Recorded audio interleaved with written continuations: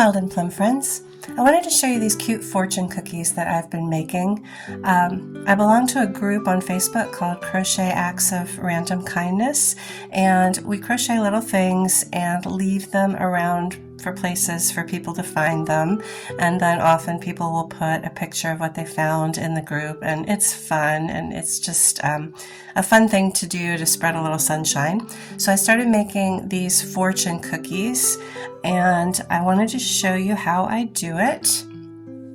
What you will need is a little bit of leftover yarn. I really like sport weight cotton for this.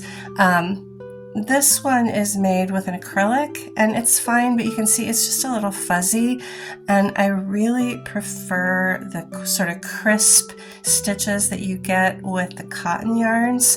So any sport weight yarn will work, but I do prefer cotton. I'm using a size D hook because I want those nice tight little stitches, a yarn needle, and a slip of a fortune cookie to put in. This one, because I'm doing it for my group, says, "This cookie is for you. Have a sweet day. Random Acts of Crochet Kindness USA" on Facebook. I will put in the information a link for you to where you can download a whole sheet of fortunes, and you can print them with anything you want on them. You can go in and edit that and make anything you want, but these are a good size for the fortunes. All right, so let's get started. Okay, for the first round, you're going to chain 3. And then you're going to make 11 double crochets in that third chain from the hook. So the first chain is going to be your center, and then this other chain 2 counts as your first double crochet. So we're just going to put 11 more for a total of 12 double crochets in that first chain.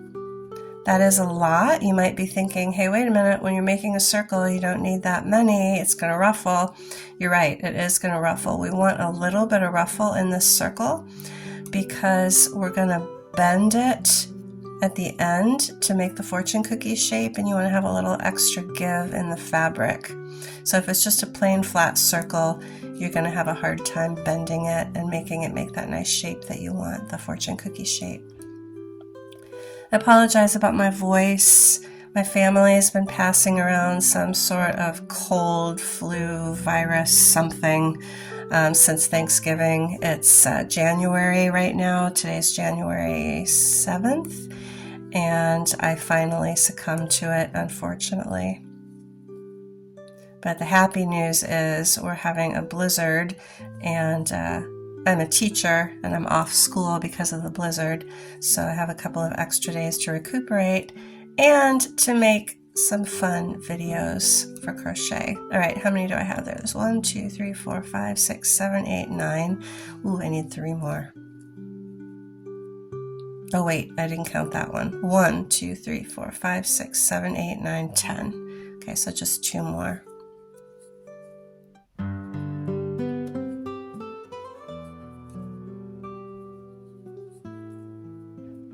And you can tell it's pretty tight there. All right, now I'm going to slip stitch into the top of the chain 2. I don't slip stitch under the chain, but into the top chain itself, because then I don't get a little gap. It closes it up nicely.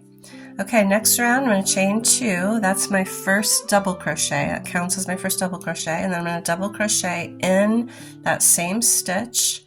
And I'm going to do 2 double crochets in every stitch around. So I had 12 double crochets on the first round. Well, that first one's really hard to get into.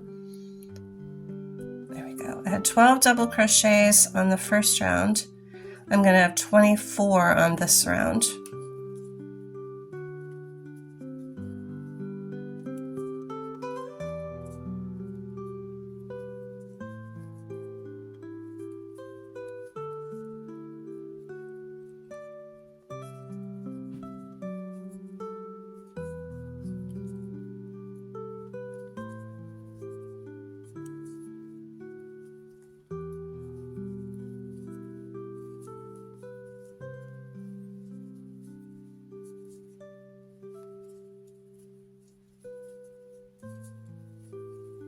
This is such an easy pattern. You don't really have to think about it very much. After you make a few of these, it kind of becomes intuitive. It's a fun little thing to do if you're sitting watching TV, sitting and waiting in the doctor's office, trying to figure out what to do with all those little scraps of yarn you got left over.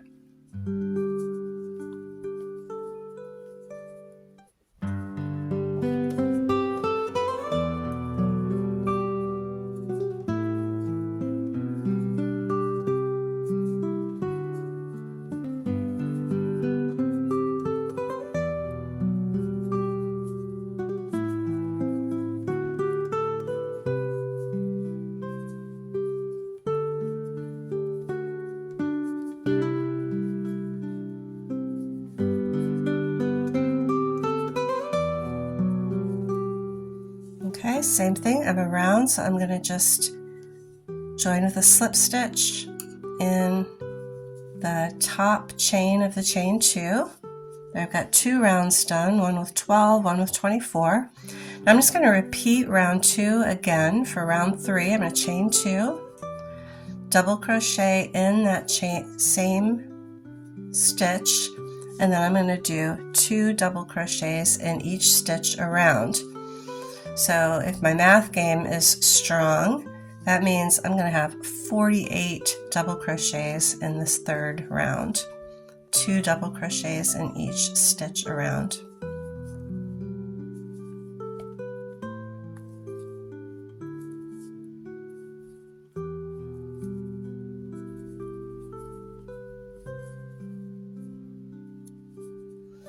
You know, one of the problems that I think everybody has with cotton yarn is it likes to split easily.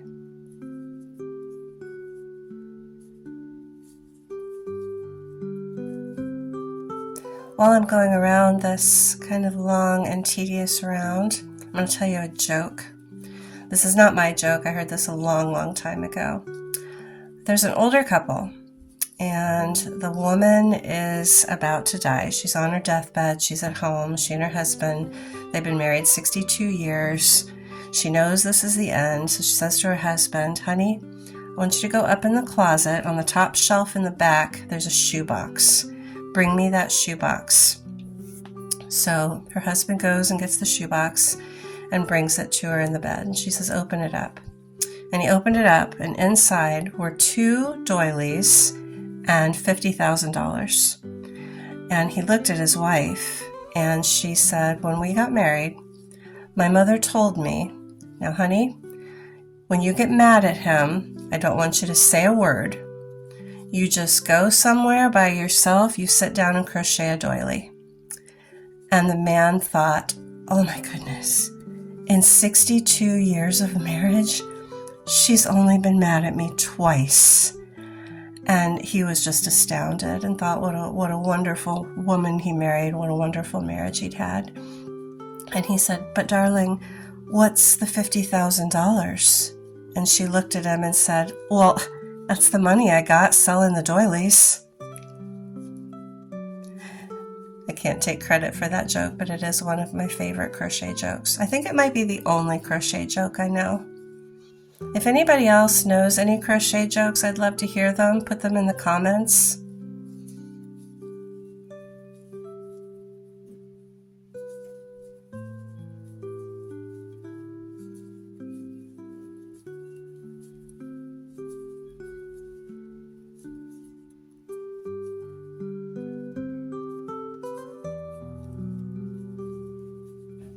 Okay, we're almost around the 3rd round. I know this is a little tedious, but they're super cute, so it's worth it. And don't worry, these only have 4 rounds. We're just going to do 1 more round after this. You can see it's just starting to ruffle a little bit. It's going to ruffle a little bit more after our 4th round. Okay, there's the end of our 3rd round. Again, I'm going to slip stitch into that second chain of the chain 2, and then chain 2. Same thing, I'm going to double crochet in that same stitch, so I've got 2 double crochets, but for round 4 we're going to do 2 double crochets, 1 double crochet, 2 double crochets, 1 double crochet. So we're only increasing by half. So if the last round had 48 stitches, we're only adding 24 this time for a total of 72 stitches on round 4. So I did 2 double crochets and then 1 double crochet. In the next stitch I'm going to do 2,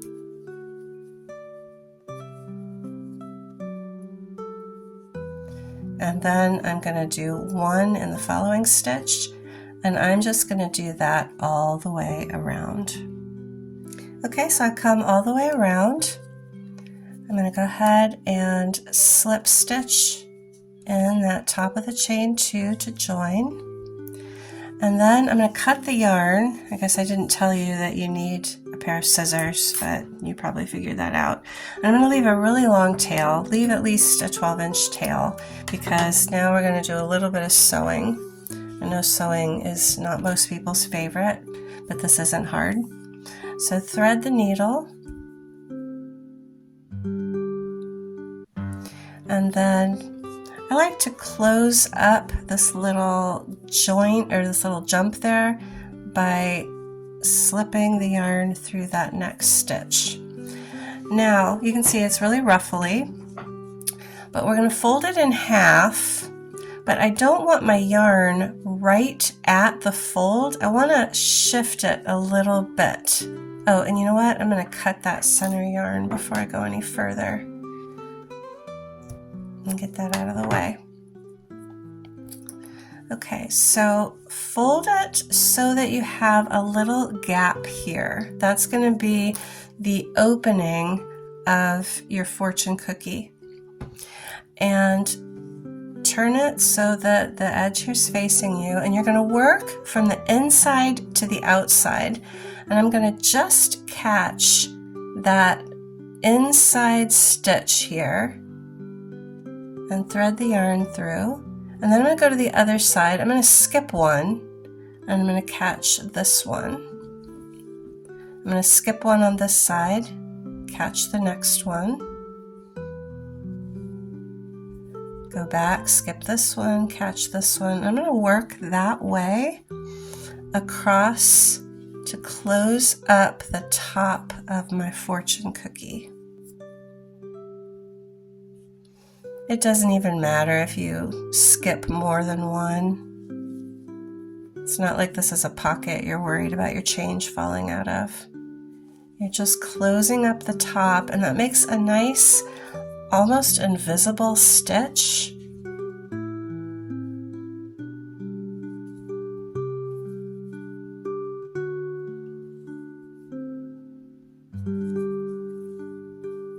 Again, you're working from the inside to the outside and just catching that one side of the stitch, the inside of it that's closest to the edge.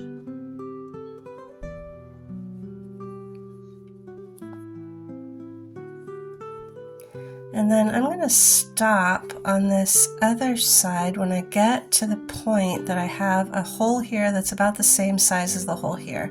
I think I want to do one more. I'm going to go to here. Here. Does that make a good hole? That makes a good size hole. Okay, I'm going to stop there. Now I'm going to make a knot.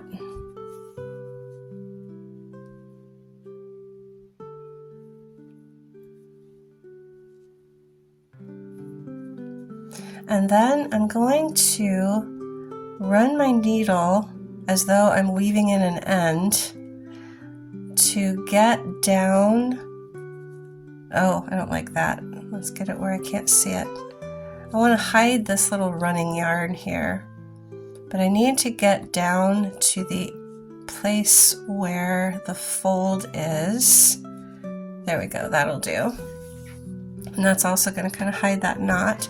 And then I'm going to make another knot on the outside here. The reason I'm making a knot here is I'm going to be pulling this stitch tight when I close up the fortune cookie. Then I'm going to grab a stitch over on this side, and I'm going to close up those two edges. And I'm just going to take a couple of extra stitches in there. Just go around a couple times to make sure it's secure.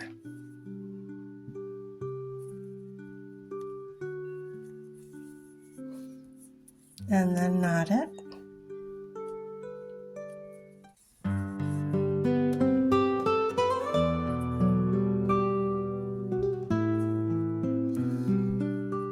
And then just weave in that end to kind of bury that knot.